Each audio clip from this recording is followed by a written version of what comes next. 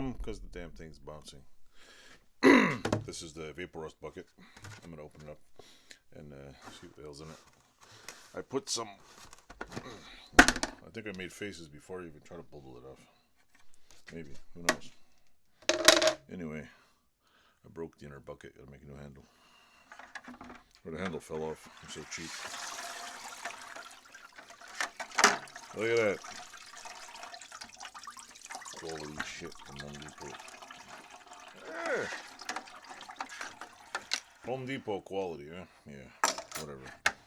So anyway, this is what I put in there, and looks okay to me. Anything else in here?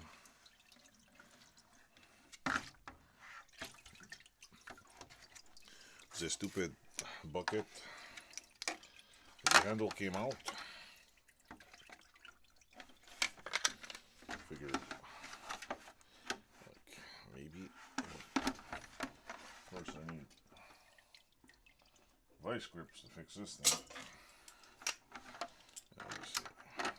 Tighten up a little.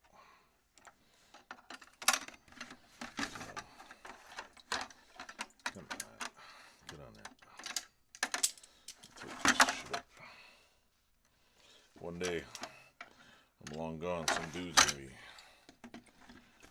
using vice grips, using Evaporust and all my shit, all my rusty tools. That's all done.